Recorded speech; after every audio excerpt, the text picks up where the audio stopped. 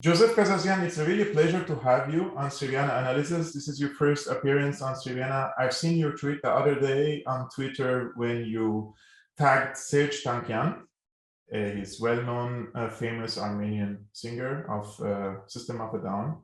And you told him that, yeah, I supported Nikol Pashinyan. I was wrong. It is that simple.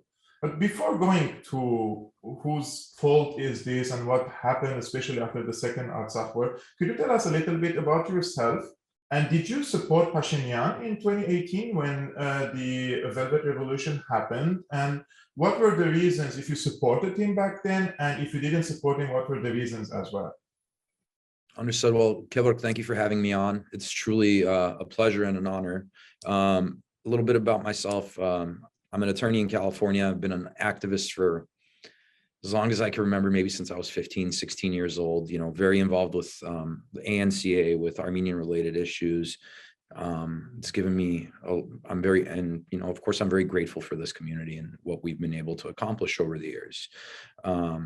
That being said, yeah, I did tag Serj Tankian. He's not a stranger to our community, certainly. He's well known across the world as, a famous musician. And, that being said, we also grew up, we went to the same Armenian school. He's obviously older than me, but we have very similar upbringings. And I think, coming from different parts of the world and, settling in the diaspora, you kind of have a slightly different view of different situations, of course. That being said, I think with my support of Nikol Pashinyan, it was very clear early on as to why. I think we all have an understanding of what precipitated 2018, the Velvet Revolution, the so-called Velvet Revolution, and why it was so important and so critical for Armenians to speak out, right? And my background, I'm very into human rights as a professional, and as a person, as an activist, of course. But that being said, human rights has always been my bread and butter. I'm a criminal defense attorney, which in my country, in the United States, that's usually the last bastion where true human rights issues come to the forefront.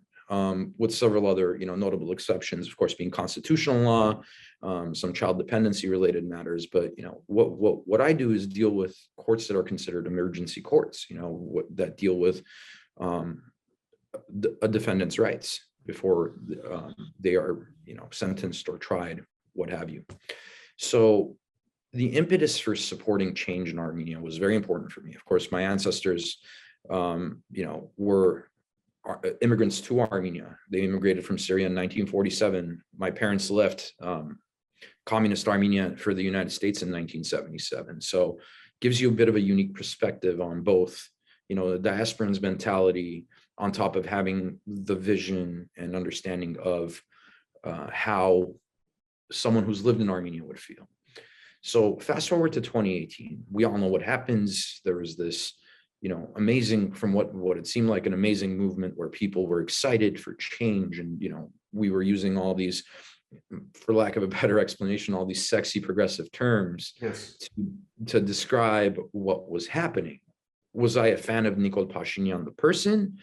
Not necessarily. I did have some knowledge of who he was, obviously not as in-depth as one would have right now. He's been the leader of the country for close to 5 years at this point. But it wasn't so much the leader as much as it was the movement. At any point in time, a movement can start where I think people seek dignity for themselves. They seek certain rights, certain privileges that, at least at that point, didn't seem like they were getting from the government. In my opinion, though, I think what they were getting was sufficient. I think the previous government really just had a problem with marketing and communication and, essentially selling a brand.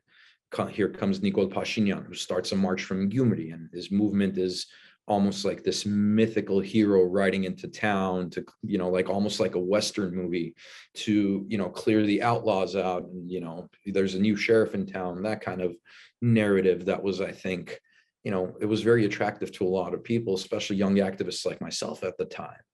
of course, a revolution happens. He comes in, peaceful, markets himself as a man of the people, that now the police are among us, they're one of us, as the expression was during the revolution in Armenian. It says, which means like, the police are also one of ours.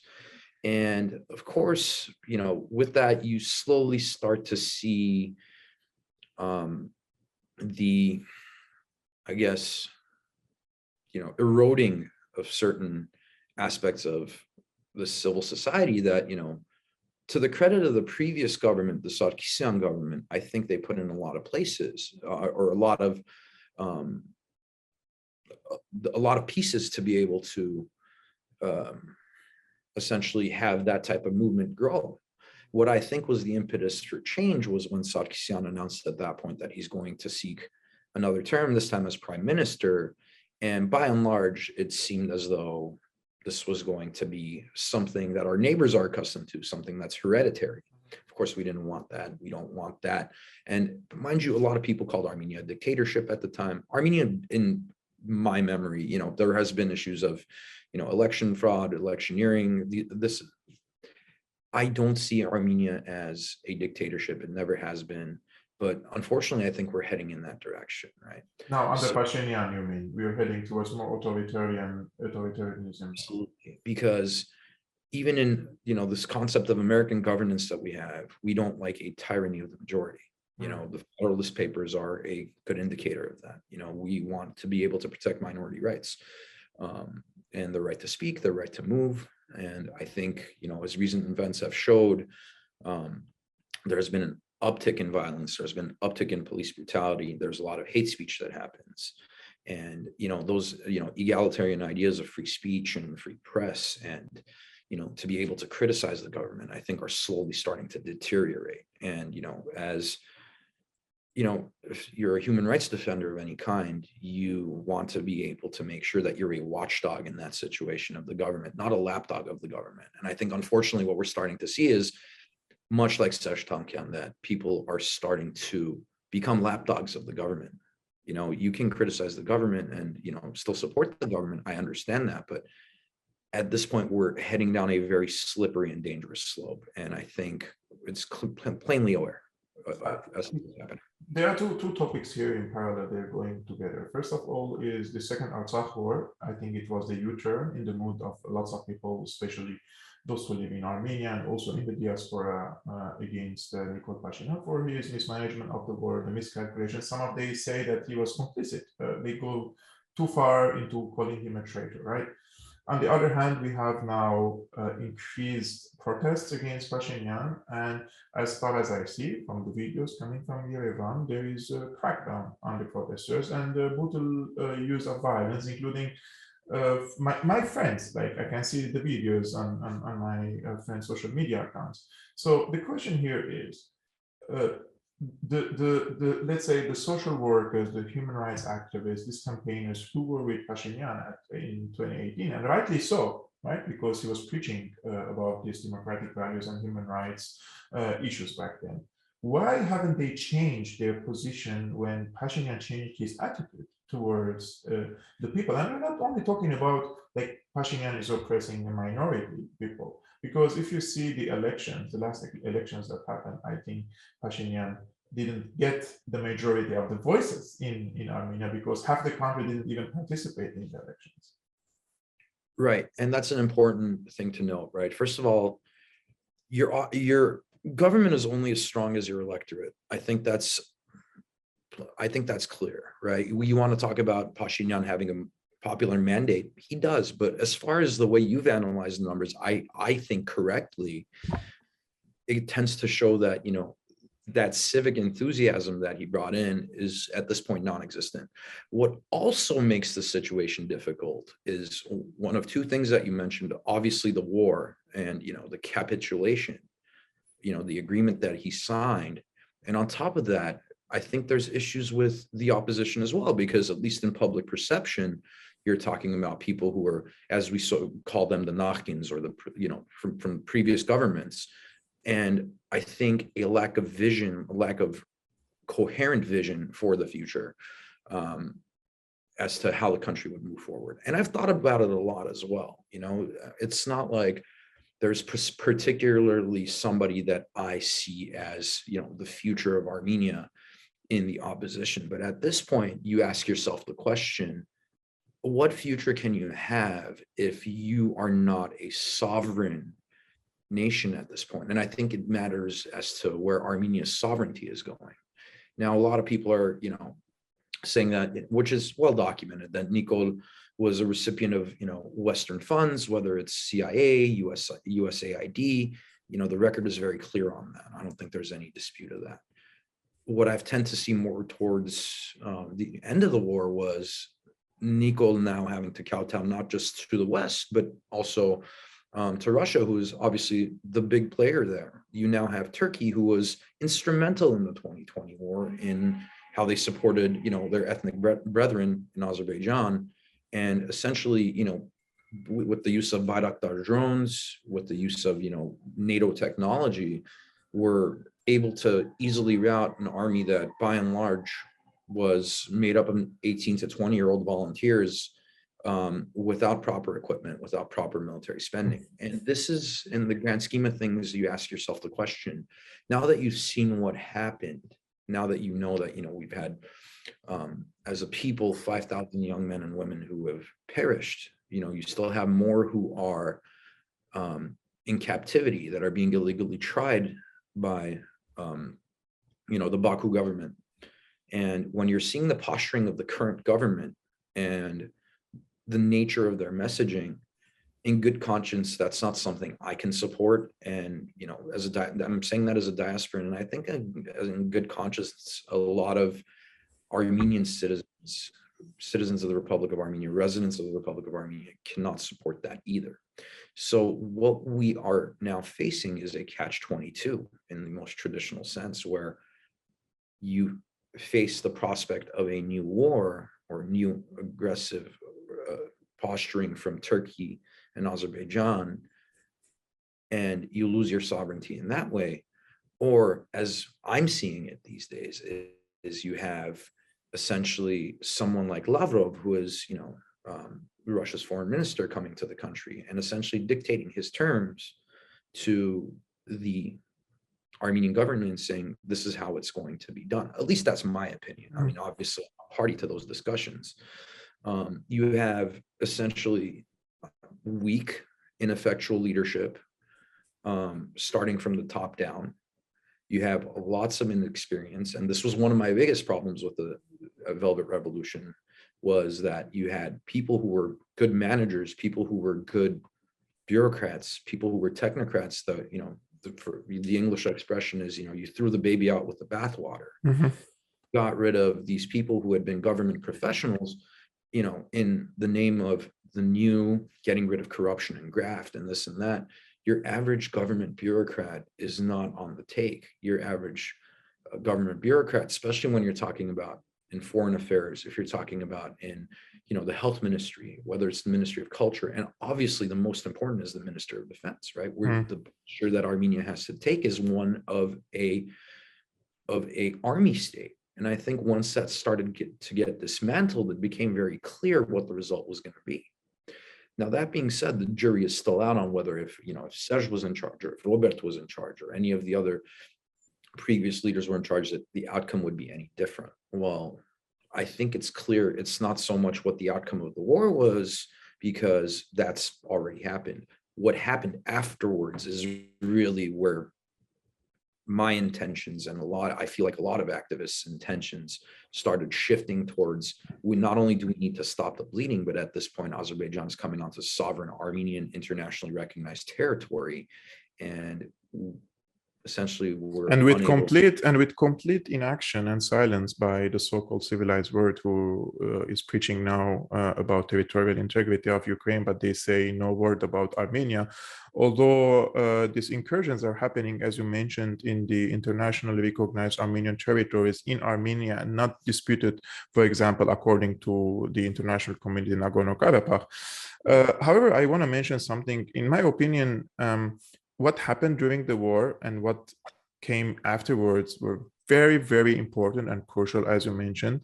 However, there was also the phase before the war, especially the last 2 years, let's say between 2018 and 2020.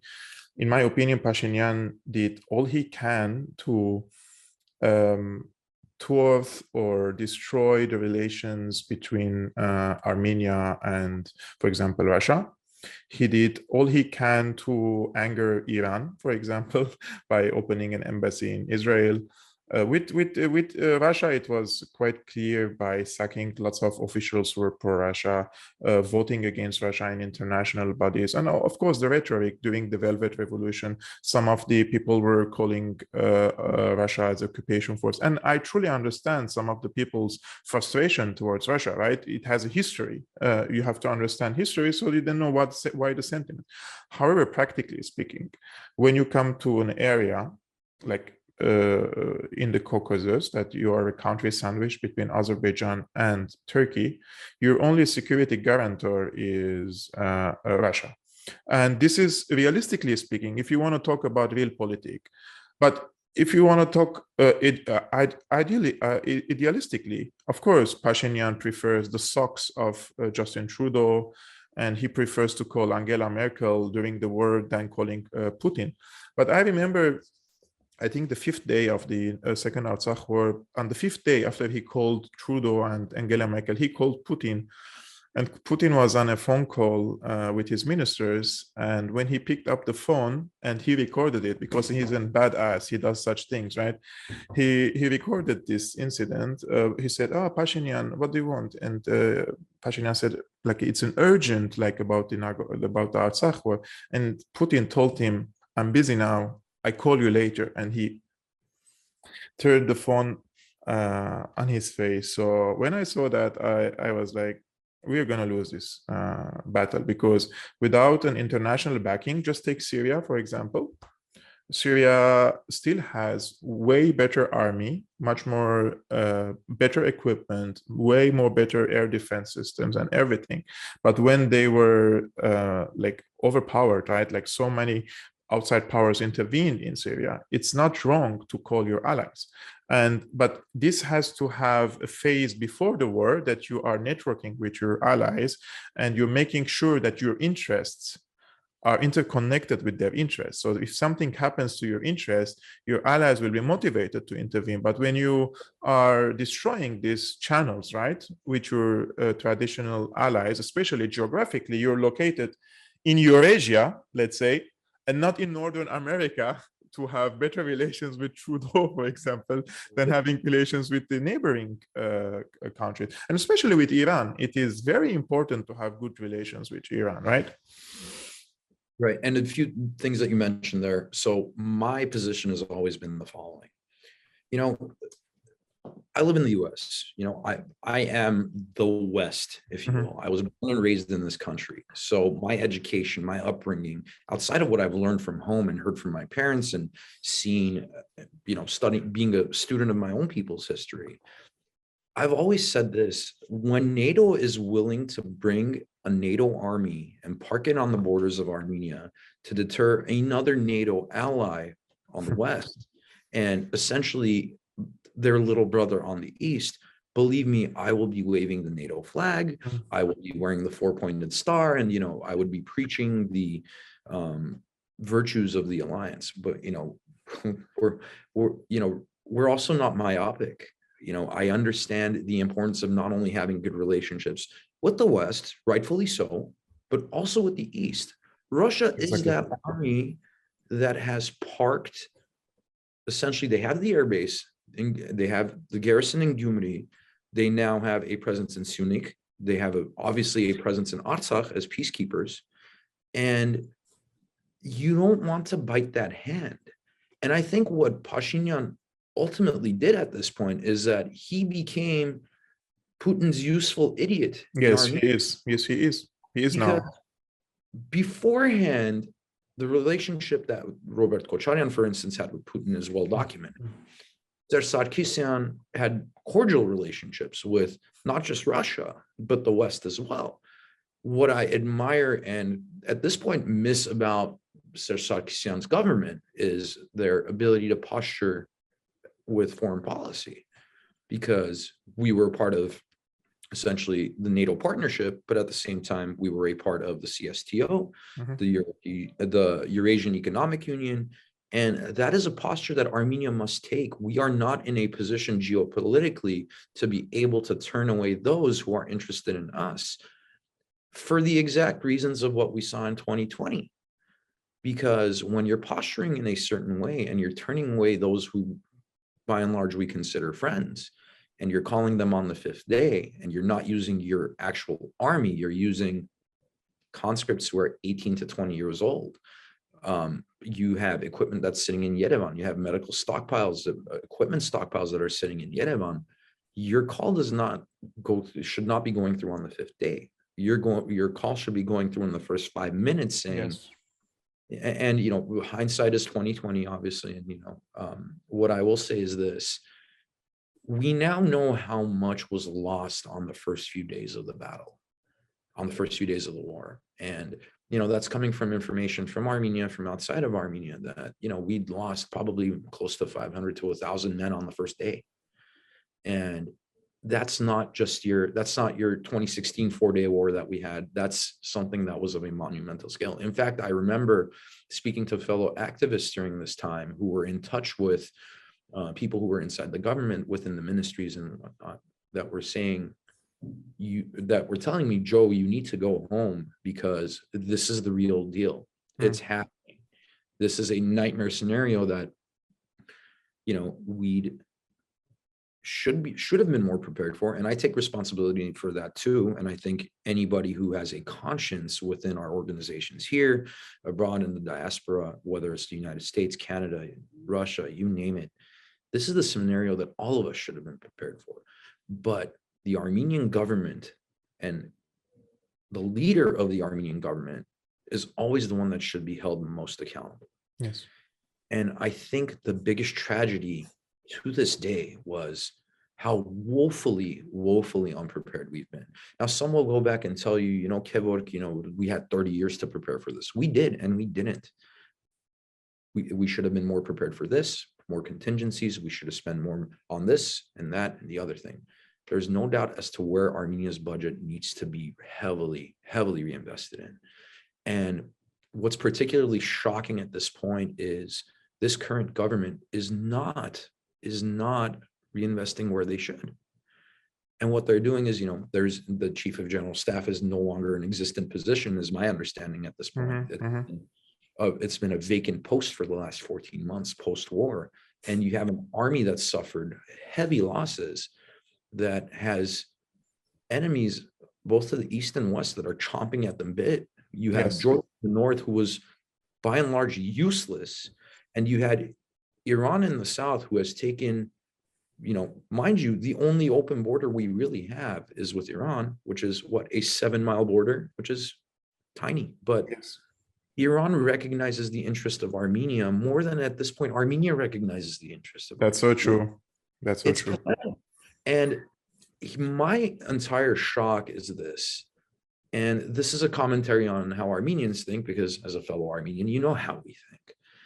The Yerevansi cannot be bothered by what's going on outside of the country, in the rest of the country, in the periphery. So a lot of the rhetoric is geared towards, the Artsaksis being unwelcome, that they're, if it was so good, why didn't they go fight?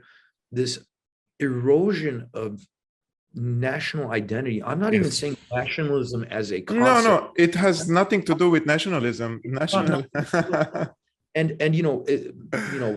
People use the term, especially in our line of work, people use the term nationalist as some sort of insult. But I also tweeted this a few weeks ago.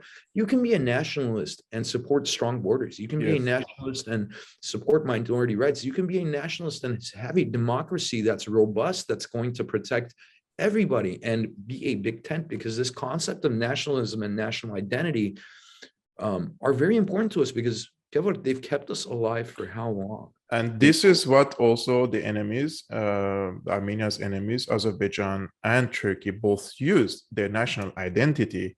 During times of war, national identity collects people, unites them. It's a psychological, let's say, it's a circle that brings the people together, and why the Turks would support the Azerbaijanis, like as a people I'm talking, not the governments. Governments have geopolitical goals, but the people come together because of the national identity. And now when I say I'm Armenian, it's become like as if you were saying I'm German and proud because the Germans have this because of their history with the Nazism, that you shouldn't be proud.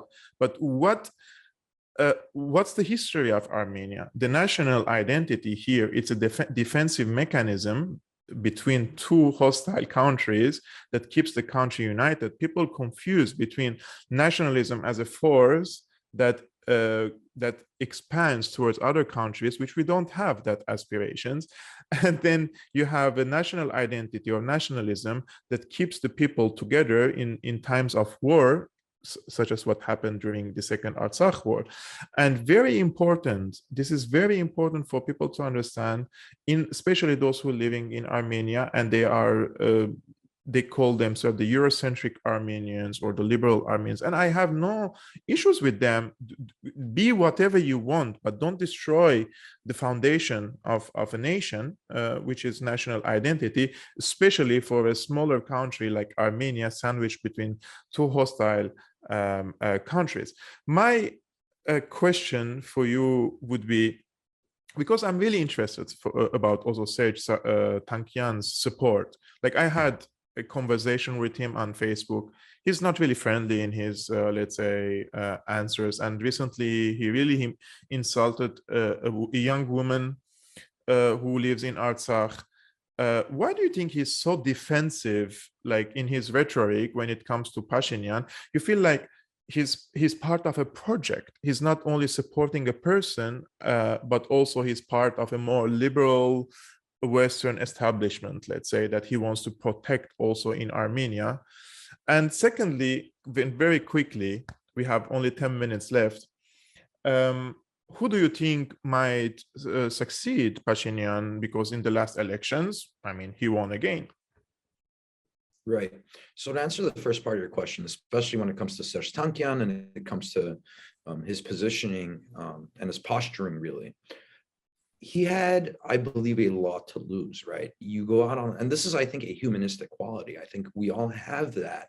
You know, some of us have the ability to self-reflect and acknowledge our shortcomings. You know, I like the tweet that precipitated this interview was, I was wrong in supporting Nikol Pashinyan, even though it was not so much the politician, it was what came afterwards, right?